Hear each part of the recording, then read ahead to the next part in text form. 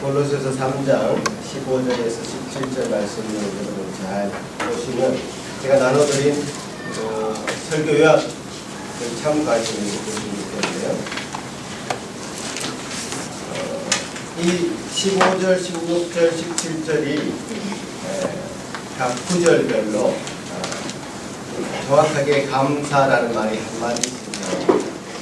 그래서 15절의 감사와 16절의 감사, 17절의 감사가 조금 다른 의미를 가지고 있으면서 우리 삶을, 신앙생활을 더 풍성하게 만들어주는 감사로 표현할 수 있다라고 골로새서는 이야기하고 있습니다.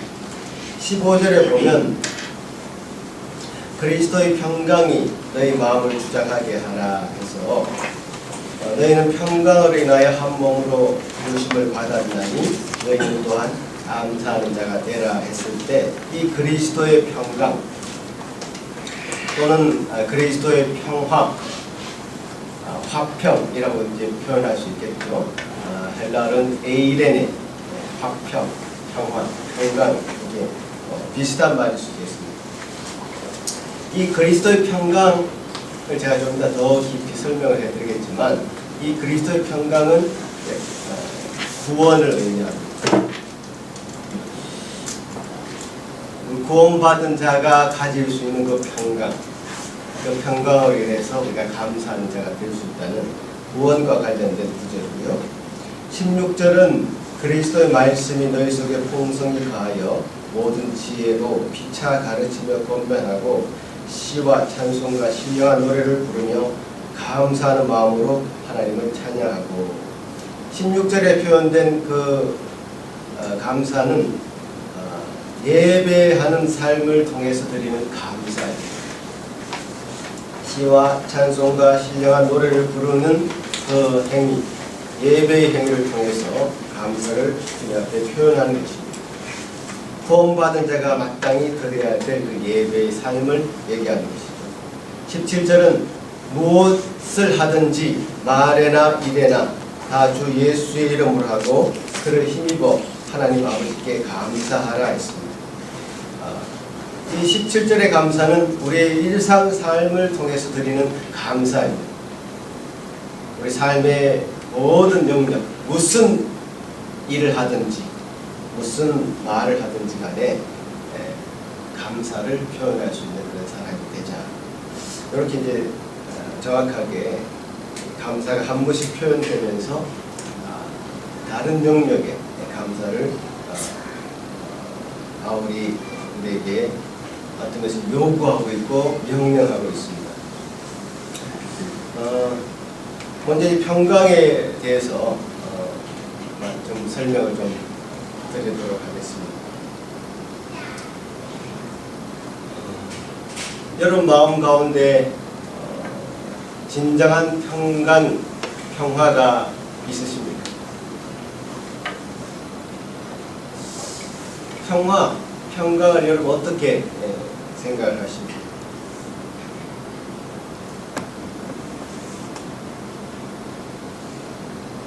지금 이 글을 쓰고 있는 초대교회의 그 당시에는 로마의 평화, 팍스 로마나라고 하는 로마의 평화가 지배하고 있던 시대입니다. 전 세계 역사 속에서 전쟁이 일어나지 않은 평화의 시대를 구가했던 데가 바로 이때입니다.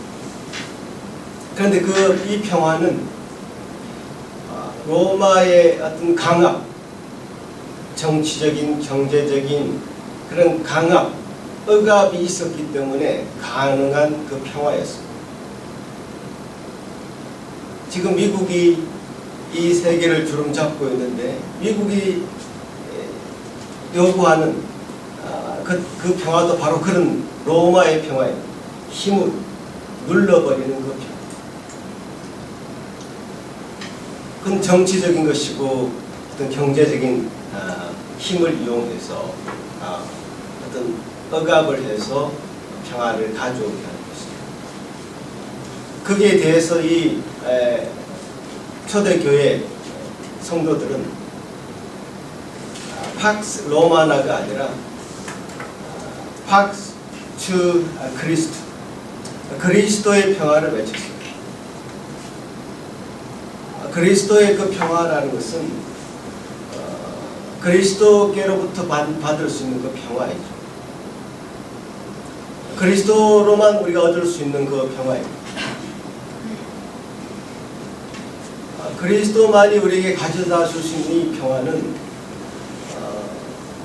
어떤 평화인지, 그냥 우리가 마음이 편하다, 어떤 불안한 그 기운이 없고 불안한 느낌도 없고 두려움도 없어졌다, 이런 느낌의 평안이 아닙니다. 어떤 근본적인 그 평안, 하나님과 우리의 관계가 원수되었을 때에 하나님과 관계가 적대적이었을 때에 두려움 가운데 벌벌 떨 수밖에 없었던 하나님과 관계가 회복되어지고 예수 그리스도로 말미암아 우리의 모든 죄가 사해졌고, 그래서 예수 그리스도께서 주시는 하나님과 관계 속에서 우리가 하나님 관계를 회복함으로 말미암아 줄 수 있는 그 평화, 그 평화가 바로 이 팍스 투 그리스도라고 하는 그리스도의 평화입니다. 오늘 골로새서 3장 10절에 이렇게 표현하고 있습니다. 새 사람을 입었으니 이는 자기를 창조하신 이의 형상을 따라 지식에까지 새롭게 하심을 입은 자니라. 그 옛사람과 새사람이라는 그런 비유를 통해서 새 사람을 입었다 이렇게 표현하고 있습니다. 입었다는 그 표현에 주목을 해주셔야 돼요. 입었다라는 것은 옷을 입듯이 입는 것입니다. 제가 이 가운을 입으니까 달라 보이죠. 이 가운을 입었기 때문에. 그리스도인들은 새 사람을 입는 것입니다. 그래서 그 입은 옷에 걸맞게 행동하게 되어 있습니다. 새 옷을 입었어도 그 몸은 변한 것이 아닙니다.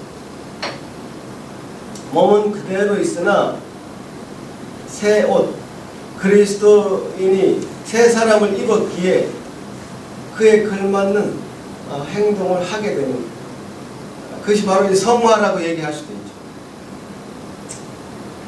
그러나 그 성화라는 것도 믿음으로 결과하는, 믿음으로만 얻을 수 있는, 결과할 수 있는 것이 성화이죠.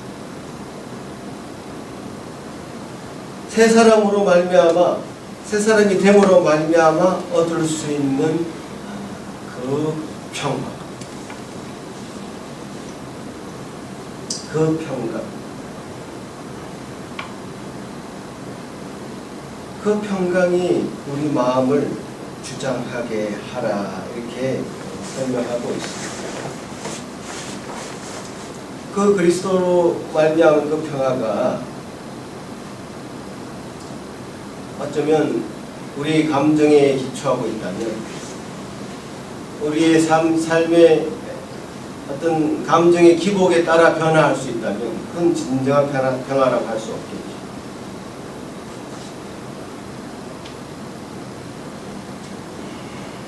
우리는 개인적인 차원에서 평화가 아니라 다툼, 불안함, 시기와 비교당함, 또 비교함, 그것에 우리 마음은, 우리 감정은 시달리고 있습니다.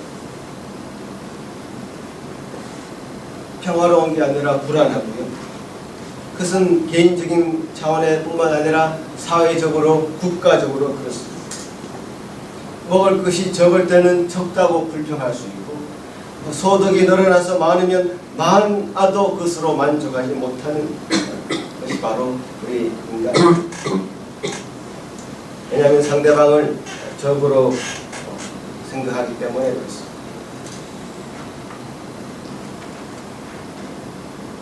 말씀드린 대로 로마의 평화는 억압적으로 사람들을 다룰 때만 그것이 구가되었습니다. 그렇게 따져보면 인류 역사에 진정한 평화가 있었던 적은 없었습니다. 오로지 그리스도만이 하나님과 우리의 원수된 관계를 회복시켜 줄 수 있고, 그 그리스도만이 하나님께 가는 길을 화목히 하실 수 있는 능력이 있으셨기 때문에 그 관계를 통해서만 우리는 새로운 생명을 얻을 수 있고 새 옷을 입어 그리스도의 새 사람을 입어 진정한 평화를 얻게 할 수 있었던 것입니다.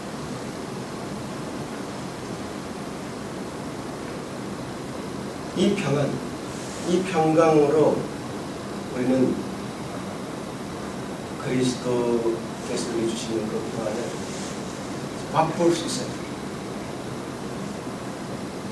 이런 말을 여러분이 하도 자주 듣기 때문에 식상할지도 모르겠습니다.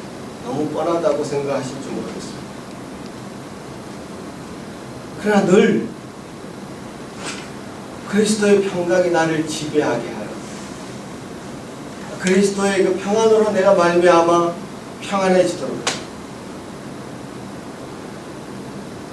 그것이 늘 새롭게 경험되어지기를 간절히 바라는 것입니다. 그런 경험이 말처럼 쉽지는 않겠죠. 하지만 예수님에게 일어난 그 사건들, 오늘 성찬식을 통해서 예수님이 우리에게 보여주신 그 사건들을 기억나게 하려고 성찬식은 제정된 것이라 했습니다. 오늘 우리가 불렀던 그 찬, 주님께서 주시는 그 평안이 우리 마음을 가득 채워갈 수 있도록 기억나게 하는 것이 바로 찬양입니다. 이런 예식을 통해서, 찬양을 통해서 주님께서 우리에게 주신 그 평강을 기억하고 또 그 사건들을 더 기억해서 그 평강을 유지할 수 있도록 우리 마음을 붙잡아야 될 것입니다. 그리스도의 평화가 우리 마음을 주장하게 해야 된다고 했습니다. 다른 평화가 아니라 일시적으로 끝나는 그 평화가 아니라 그리스도의 평화가 우리 마음과 영혼을 지배하게 해야 될 것입니다. 그리스도의 평화만이 이 세상의 모든 문제가 많은 세상의 모든 문제를 해결할 수 있는 유일한 방법이기 때문에 그렇습니다.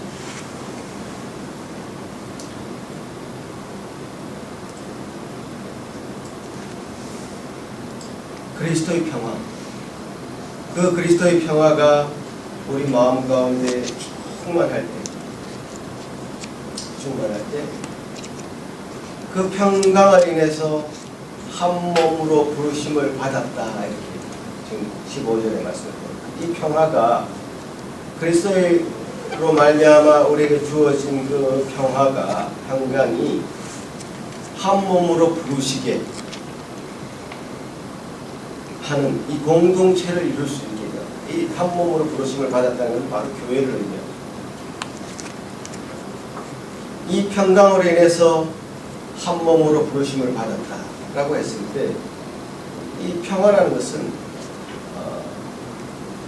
하나님과 나와의 개인적인 관계 속에서 평화도 평화이지만 평화라는 말을 조금 더 확장하면 화평, 두 사람과의 관계 속에서 이 화평이라는 단어를 쓸 수 있는 것입니다. 하나님과 나의 관계 속에서 평화가 정말 채워졌다면, 주장되게 했다면 우리 마음 가운데 그 평강과 평화가 화평으로서 다른 사람과의 관계, 몸으로 이루어진 교회 속에서 드러나게 돼요. 이 순서를 여러분 잘 기억하셔야 돼요. 그리스도의 평강이 우리 마음을 주장하게 된다면 그 다음 순서로 그 평강을 위해서 한 몸으로 부르심을 받은 공동체에게도 그 평화가 전달되는 것이죠. 그 평강의 결론으로서 감사하는 자가 되는 것으로 드러날 것입니다.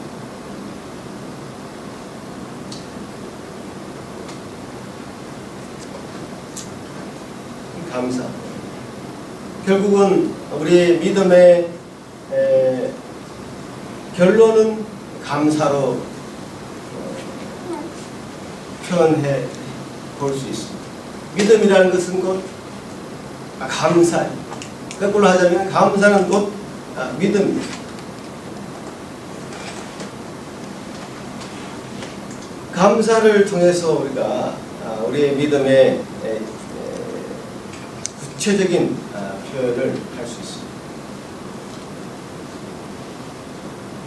그리스도의 평강이 우리의 마음을 주장하게 되면 그 당연한 결과로 감사가 터져나오게 된다는 사실입니다. 자, 그 감사는 또 16절에서 예배로 표현된다고 말씀드렸습니다. 예배로 표현되는 이 말씀은 우리가 예배라는 것은 하나님 앞에 그리스도 앞에 가까이 가기 위한 하나의 방법이고 핵심적인 내용입니다. 시와 찬송과 신령한 노래를 부르며 감사하는 마음으로 하나님을 찬양합니다. 초대 기독교는 정기적으로 그 예배를 드렸습니다. 우리처럼 안식 후 첫날 모여서 예배를 드렸습니다. 만약에 초대 기독교에 이 정기적인 그 예배가 없었다면 기독교는 일종의 철학이나 사조, 사회운동 이런 것으로 전락하게 되었을 것입니다. 물론 지금도 그렇게 생각하는 사람도 있긴 있습니다. 기독교에 그런 요소가 없는 것은 아니지만 본질은 아닙니다. 기독교는 예배를 통해서 자신의 정체성을 유지할 수 있었습니다. 기독교는 예배 공동체이죠. 그런데 이 예배에 대해서 몇 가지 오해가 있을 수 있습니다. 첫 번째는 그 열광주의, 감정을 고조시키면서 어떤 엑스타시를 경험하게 하는 것을 예배라고 생각하는 사람들이 있습니다. 그것은 고대 이스라엘의 말씀 중심적 그 제사와 대립되는 근동의 우상 숭배하는 자들이 하는 제사였습니다. 두 번째는 예배를 그 율법적으로 이해하는 사람들이 있습니다. 그 율법이라는 것은 인간의 어떤 죄책감에 근거해 있는 그 신앙이죠. 죄책감들. 이거 안 들립니다. 주님 앞에 너무 죄스러워. 새벽 기도에 한번 빠져도 굉장히 불안한 것을 느끼는 사람도 있습니다. 어쩌면서는 율법주의의 그 마음을 많이 찌들려 있는 것이죠. 그 반면에 또 냉소주의가 있습니다. 예배는 단순한 종교적 의식이나 습관 정도로 여깁니다. 시간이 나면 예배에 참석하고 다른 일이 있으면 쉽게 포기해버립니다. 그것도 아니에요. 그 예배를 열광주의나 율법주의, 냉소주의로 접근하면 곤란해지죠. 예배는 하나님께 생명의 신비인 그 영광을 돌리는 지고지순의 종교의식이죠. 마르바튼이라는 사람은 고귀한 시간 낭비라는 책에서 이 부분을 정확하게 설명합니다. 예배는 돈벌이도 아니고 취미생활도 아니기에 낭비처럼 보이지만 그 어떤 것보다도 고귀한 시간 낭비이다. 자녀들에게도 바른 예배 참여를 가르쳐야 됩니다.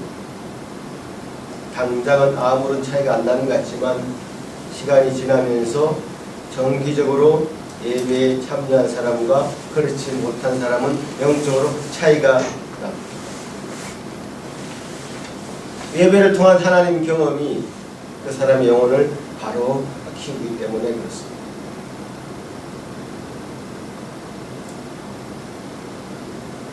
그래서 예배는 예배 구성 요소를 보자면 예배는 감사로 시작해서 다시 감사로 끝나는 것입니다. 시편 100편 4절을 보시면 감사함으로 그의 문에 들어가서 찬송함으로 그의 궁정에 들어가서 그에게 감사하며 그 이름을 송축할지어다. 이렇게 10편 100편 4절에 말씀하고 있습니다. 감사로 그의 문에 들어갑니다. 그 문은 바로 성전문이겠죠. 하나님을 만나기 위해서 들어가는 문이죠. 찬송함으로 그의 궁정에 들어갑니다. 궁정은 하나님이 계신 성소이겠죠. 하나님을 만난 자의 그 결론은 다시 감사하며 그 이름을 송축하는 것으로 결론되어집니다. 그래서 예배를 통해서 그리스도로 말미암아 우리 허락받은 그 평강이 구체적으로 공동체 안에서 몸된 한 몸으로 이루어진 지체들의 그 예배를 통해서 구체적으로 드러납니다. 또 그것은 17절에 우리의 삶의 현장으로, 삶의 열매로 감사가 확장되게 됩니다. 무슨 말에나 일에나 감사하는 자가 되어야 합니다. 감사를 왜 하지 않을까요? 여러분 삶 가운데 예상 지금 월요일부터 토요일까지의 삶 가운데 감사하지 않았던 때를 기억해 보십시오. 왜 감사하지 않았습니까? 감사를 더 많이 하셨을 줄로 저는 알겠습니다만은 하지 않았을 때도 있었을 것 같습니다. 당연하게 생각하는 마음이기 때문에 나는 더 나은 대우를 받아야 되는데 라는 마음이 있었기 때문일 것입니다. 감사 대신에 불평하는 마음이 우리를 더 지배하게 됩니다. 우리 삶을 살다 보면 불평하게 되는 때가 있을 수 있습니다. 나는 왜 요 모양 요 꼴로 살까? 저 사람은 저렇게 잘 사는지 비교하는 것이 인간의 마음에 가득 차 있으면 감사는 사라지게 되어 있습니다. 굉장히 실제적인 것. 자, 제가 처음에 그리스도의 평강이 우리 마음을 주장하게 하라 이 말씀을 말씀드리면서 그 그리스도의 평강의 그 결과로 감사가 터져 나온다는 거죠. 그것은 굉장히 영적인 것입니다. 하나님과 우리 관계 속에서 아무도 침범할 수 없는 그런 영적인 능력. 주님 많이 아십니다. 전에는 원수 관계였던 하나님과 관계가 이제는 화목의 관계. 화목의 관계로 새롭게 열리고 그 주님으로 말미암은 그 감격, 그 평강을 유지하게 되는 것입니다. 그 감격이 예배로 실제로 이렇게 주일마다 드려지는 예배로 여러분의 발걸음이 옮겨지게 만듭니다. 그런데 이까지는 좋아요. 이까지는 좋은데 예배문을 나가서 일주일 동안 삶의 현장에서 과연 그게 구체적인 사건 가운데 이 감사가 계속 연결되는 이 삶의 그 현장이 굉장히 중요하다. 남북 정상이 이렇게 만나서 우리 비핵화하자. 평화롭게 이 나라를 좀 한반도를 만들어가자.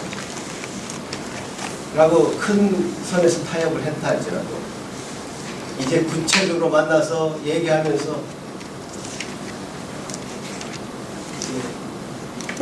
생쟁이를 벌이면서 신경전을 벌이면서 부딪히는 부분들이 분명히 있을 것입니다. 그래서 악마는 디테일이 있다고 그렇게 말합니다. 삶의 디테일, 여러분 삶의 그 디테일한 그 삶 가운데서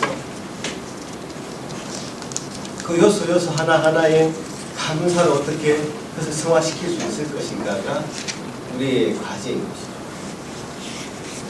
그래서 무엇을 하든지 간에 말에나 일에나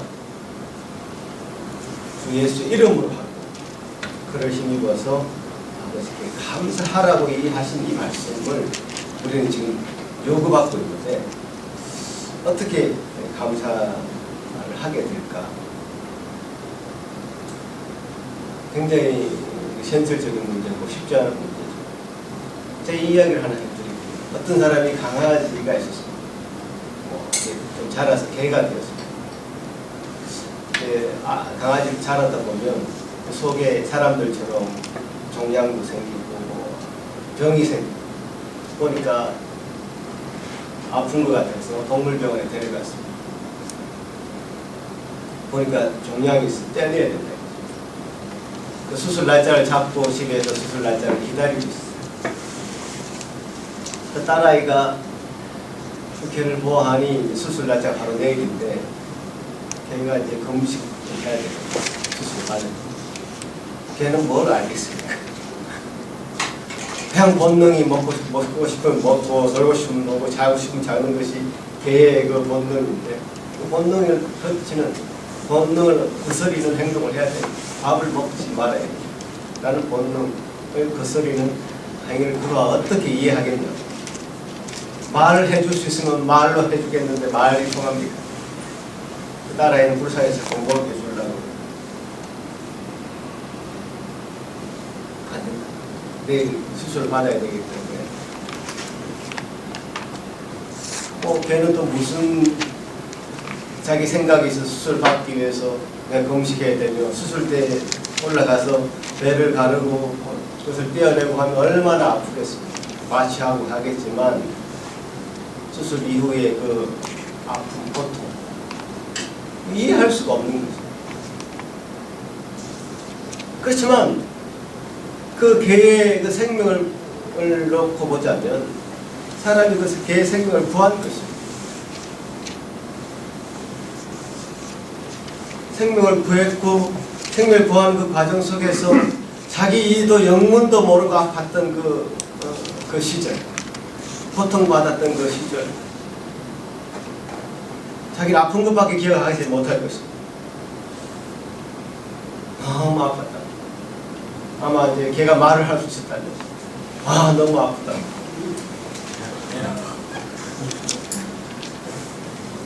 뭐 낑낑거렸겠죠. 그러나 그건 생명을 건져. 인간도 이와 마찬가지라는 거죠. 좀 불편하고 고통스러운 그것이 내게 왜 생겼는지, 왜 내 가정에만 그런 일이 생겼는지, 왜 나에게만 그런 일이 생겼는지, 불편하고 어렵고 불평스러운 것이죠. 하나님이 일일이 말씀해 주실 수 없는 부분, 어떻게 그 일상의 모든 사건에 하나님 우리에게 다 말씀해 주시겠다. 그래서 개 주인이 개에게 말 못하는 것이죠. 우리가 당하는 한 일도 그의 범주에 다 들어가 있다고 저는 생각합니다. 그 고통의 이면을 보면 항상 우리를 향한 놀라운 사랑이 있었고 죽음을 건지시고 구원이 있었던 것이죠. 빌립보서 4장 6절을 보시면 이렇게 말씀합니다. 아무것도 염려하지 말고 다만 모든 일에 기도와 간구로 너희 구할 것을 감사함으로 하나님께 아뢰라.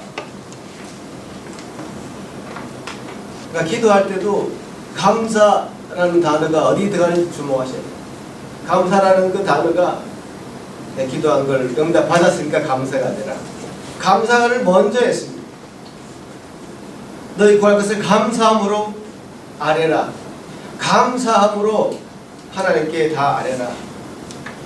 구한 것을 받기 전에 감사를 먼저 하는 것입니다. 그렇게 감사한 그 결과 빌립보서 4장 7절에는 이렇게 얘기합니다. 그리하면 모든 지각에 뛰어난 하나님의 평강이 그리스도 예수 안에서 너희 마음과 생각을 지키시리. 이 평강이 또 여기 나오죠.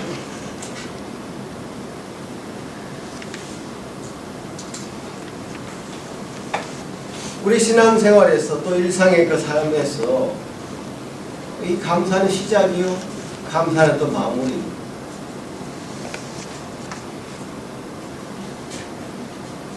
저는 캐나다에 와서 문화 충격 같은 걸 좀 경험하는 그동안 했었는데 이 사람들은 땡큐라는 말을 너무 많이 해요. 내가 생각할 때.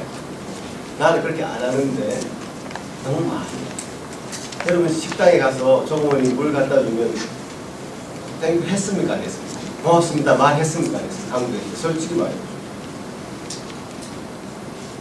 안 했거든. 그것이 안 하는 것이 당연하고 내가 하면 이상한 사람처럼 쳐다보는 그 문화가 한국의 문화예요. 한국은 말을 많이 하는 빨갱이라는 소리를 들었기 때문에 말 많이 못하겠고요. 식당 앞 밥 먹는데 말하면 아버지를 혼났어요. 친구는 검이었죠. 그런 문화적인 그 배경 때문에 그런지 몰라도 우리는 감사하다는 말을 잘 하지 않았어요. 여기 와보니까 이 사람들은 너무 많이 뭘 갖다 주고 제가 직장에서도 뭐 자기들이 필요한 걸 내가 주긴 했지만 제가 해야 될 일이거든요. 뭐 오늘 오다가 나왔는데 오다가 다 끝났으면 페이퍼를 넘겨주는데 뭐 하루에도 10번 갖다 주면 10번 땡큐. 제가 그래서 그 땡큐를 하면 웰컴 이렇게 이제 반응을 바로 해야 되는데 제가 당황을 하는 거죠. 어떨 때 바로 반응하지 않고 길을 잠깐 이제 비켜서 지나갈 때 볼 때 이 사람들 입에는 그 땡큐가 완전히 몸에 배어 있습니다. 제가 뭐 불편한 예를 들었지만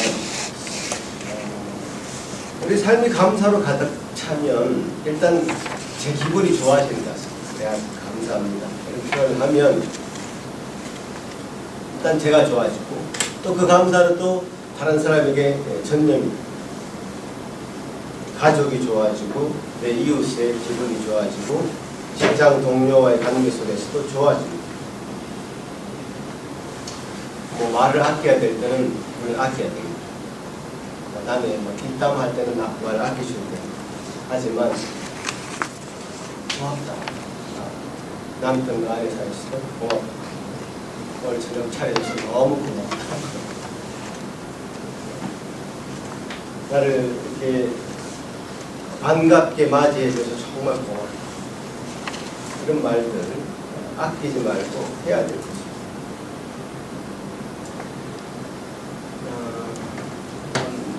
연습 좀 해볼까요? 네. 한번 따라해 봅시다. 먼저 하나님 아버지께 감사하는 말도 계속 해야 될 것입니다. 따라해. 하나님 감사합니다. 집사님 감사합니다. 얘들아 고마워. 엄마 아빠 고맙습니다.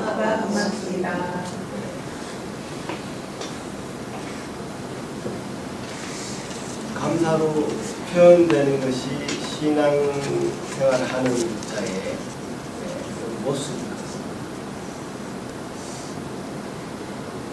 감사할 것밖에 없지 사실.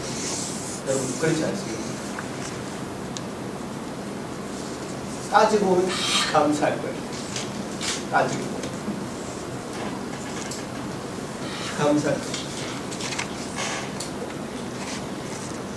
감사는 구원받은 자로서의 하나님 앞에 드려야 될 최우선의 것이고 또 교회의 지체로서 그리스도의 그 평강을 이끄는 최선의 것이고 그것이 감사입니다. 예배의 시작과 결말이 바로 감사이고요. 삶의 구체적인 현장에서 감사가 지배하는 거죠. 그 감사하는 마음이 우리 마음을 주장하는 그런 여러분의 삶입니다. 오늘 본문의 말씀은 평강으로 시작해서 그리스도로 말미암은 그 평강이 우리 마음을 주장했을 때 하나님과 우리 관계가 좋아질 뿐더러 화목해질 뿐더러 우리 예배 공동체 몸된 공동체 속에서 예배가 살아나고 그 예배가 형식적으로 드려지는 어떤 냉소주의적인 어떤 열광적인 그런 어떤 율법주의적인 그런 예배가 아니라 하나님과의 만남 속에서 정말 감사한 예배가 되고 우리 삶의 모든 현장이 감사로 넘쳐 감사로 열매맺는 그런 삶이 될 것을 저는 믿습니다. 믿는 자의 이 모습이죠. 믿는 자의 모습이 그렇게 충만할 때에 많은 사람들은 우리에게 물을 것입니다. 감사의 이유가 뭐냐? 물을 것입니다. 네가 그렇게 감사한 이유가 뭐냐? 우리가 오늘 일곱 가지. 한 가정 한 가정이 정말 감사로 충만해져서 그 가정이 정말 저 가정은 감사로 충만한 가정. 감사의 그 이유를 묻는 자들에게 설명해 주구나. 그래서 감사의 열매가 우리 이웃들에게도 전달되고 저의 삶이 되기를 다시 한번 축원합니다. 기도하겠습니다. 아버지 하나님 참 감사합니다. 주님 우리 삶 가운데 주신 모든 것으로 감사를 드립니다. 먼저 주님이 우리 삶을 죽음에서 건지신 생명을 허락하신 그 일로 인하여 감사를 드립니다. 하나님과 원수 관계에 있을 때에 주님께서는 온전히 화목제물이 되셨고 또 그리하여 그 결과로 우리를 구원하셨으며 하나님과 우리를 친구 관계로 만들어 주시고 참으로 은혜의 보좌 앞에 담대히 갈 수 있는 저희들로 삼아 주신 것 감사를 드립니다. 주님 우리 삶 가운데 참으로 구체적인 감사의 표현으로 예배를 드릴 수 있도록 은혜 주신 것 감사합니다. 우리가 이것에 무엇을 얻으려고 온 것이 아니라 주님께 온전히 드려야 될 감사를 드리기 위해서 이 자리에 와 있음을 기억하고 다시 한번 감사드립니다. 예배라는 구체적인 형식을 통해서 이 감사가 표현될 때에 주님 이 모든 성도들이 영적인 은혜로 충만해져서 그리스도의 평강을 다시 한번 확인하고 누리며 구원의 그 확신 가운데 다시 서게 하시고 새 옷을 입은 자로서 새 사람으로서의 모습을 확인하고 그리스도의 놀라운 우리를 위해 행하신 일들을 기억하는 이 시간 되게 도와 주시옵기를 소망합니다. 그래서 주님 이 예배 시간에 나올 때마다 주님 감사의 제목들을 하나를 들고 나와서 주님 앞에 나아갈 수 있는 저들 되게 하여 주옵소서. 또 이 예배를 마치고 우리는 또 삶의 현장으로 돌아갑니다. 주여 주여 무슨 일이나 말이나 그리스도께 하듯 하고 또 무슨 일이나 말이나 참 감사가 넘치는 제 삶이 될 수 있도록 도와주시옵소서. 주님 우리 삶이 참 찌들리지 않도록 도우시옵소서. 우리가 좌우를 돌아보며 비교할 때 우리 삶은 불행해질 수 있습니다. 불평이 터져나올 수 있습니다. 아버지 하나님 모든 것을 뛰어넘는 하나님의 그 평강으로 말미암은 그 감사가 우리 삶을 지배하도록 도와주시옵소서. 감사합니다. 예수님 이름으로 기도하옵나이다.